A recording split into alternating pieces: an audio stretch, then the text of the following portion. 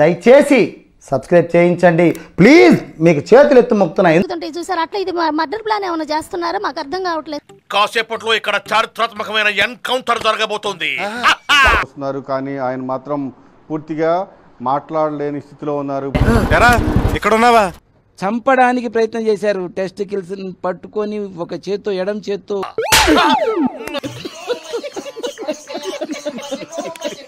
I would like to call my friend, my brother, my son Chittibabu to come on the stage.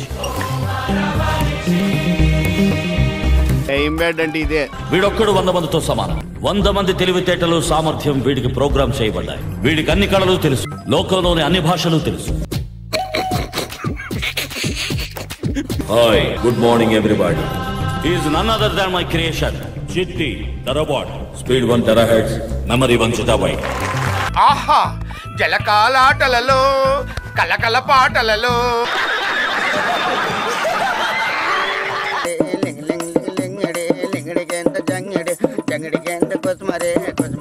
Anganwadi పిండి తిని పిచ్చి పువ్వులని జోడుకుతారా తారగిని పిచ్చి పువ్వులలో మోడ.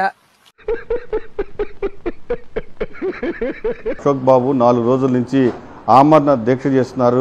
ఎందుకు? అడుగు తింటానికా? చేయించు వాళ్ళ ఏమంటారు వాళ్ళ ఎట్లా ఉందమ్మా సార్? అయ్యా తొందరపడకండి. మంచినీళ్ళైనా తీసుకుంటానని మరి 4 రోజు ఆహారం తీసుకోకుండా ఉన్నారు సార్. చూడండి సార్, అవి చూడండి సార్, పెదాలు బద్దలు పగిలిపోయినాయి సార్, కాళ్ళు చేతులు వణుకుతున్నాయి సార్. భయం వేస్తుంది రాత్రి నుంచి చూస్తుంటే. ఏమైతుందన్నా? భయం అవుతుందా? నాకు భయం వేసింది సార్ టీవీలో చూసిన రోజు. అసలు ఏం చేస్తున్నారని. సడన్ గా మన గురుగారి మీద ఏంటి ప్రతిఘటన?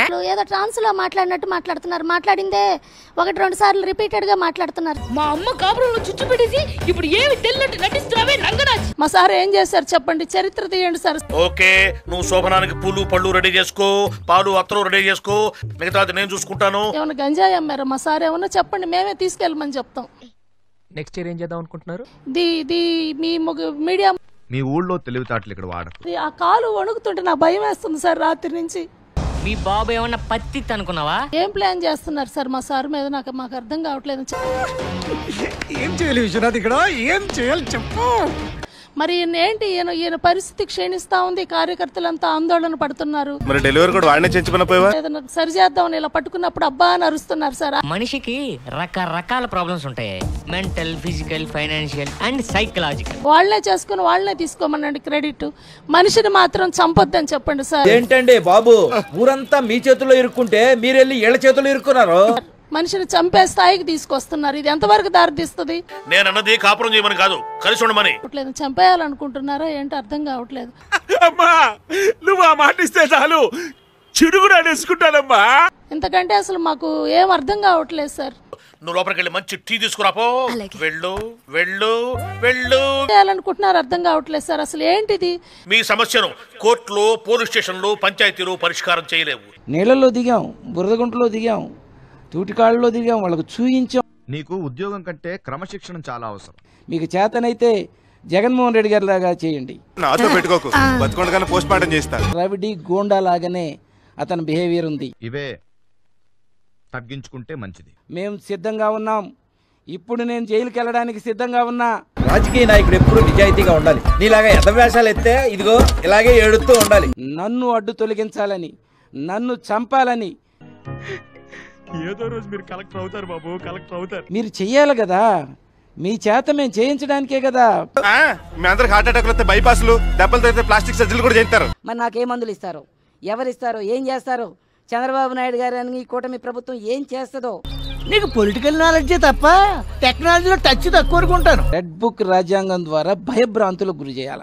వాళ్ళకి పెద్ద పెద్ద కార్లు, మీకు చిన్న కారు. వాళ్ళకేమో పెద్ద బంగ్లా.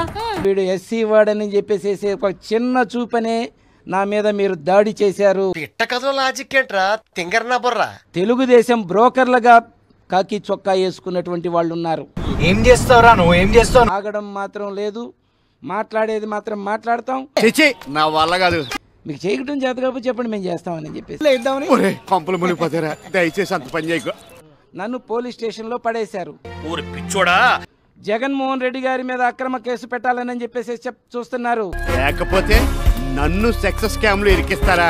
గుర్రపు డెక్క కూడా తీసేయలేని మీ ప్రభుత్వం అమరావతి కడతదంట. సిగ్గుండాలా మీకు? ఏంట్రా వేళకోలమా? వాళ్ళతో నేను ఖచ్చితంగా గొంతుగా నేను విప్పుతాను. మీ వల్ల కాకపోతే, మీ కుటుంబ ప్రభుత్వం వల్ల కాకపోతే మాకేమండి, మేము అడుక్కొనైనా కానీ మేము చేస్తామని.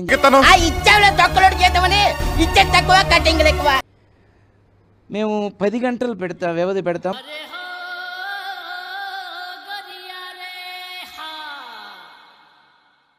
గంటల లెక్కేంది? 2 గంటల్లో కంప్లీట్ చేయండి. ఓవర్ యాక్టింగ్ లాపై లోపలున్న మగడివి నువ్వు ఒక్కడవే. అది కనిపెట్టారనుకో నీ పెట్టె పగిలిపోద్ది. చంద్రబాబు నాయుడు గారికి అసలు జ్ఞానమే లేదు, బుద్ధి లేదు. రైతుని మోసం చేసేటువంటి పరిస్థితి. నమ్మద్దండయ్యా అమ్మా, ఆడబడుచుల్లారా, ఈ నా కొడుకుని నమ్మద్దు. చంద్రబాబు నాయుడు గారిని మోసం చేస్తున్నాడు. అలాగా?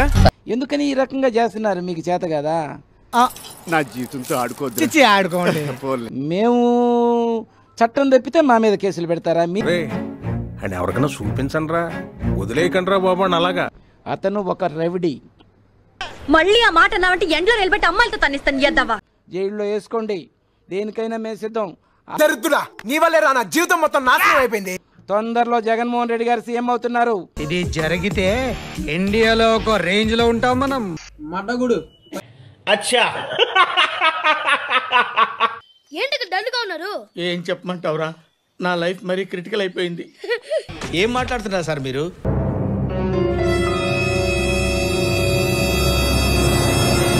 చూస్తే చాలా టెర్రర్ గా ఉన్నారు. ఎవరు మీరు?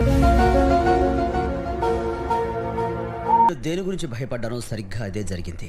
Sarcoma lympho of the intestine. అంటే ఏంటి సార్? నేను నేర్చుకున్నదే 4 ముక్కలు. నువ్వు ఎక్స్ట్రా అడిగి నన్ను కన్ఫ్యూజ్ చేయకు. మరి ఇలాంటి ఇంట్రెస్టింగ్ అప్డేట్స్ కోసం షేర్ చేయండి, లైక్ చేయండి, సబ్స్క్రైబ్ చేసుకోండి. ఫైనల్ గా గంట కొట్టడం మాత్రం మర్చిపోగా.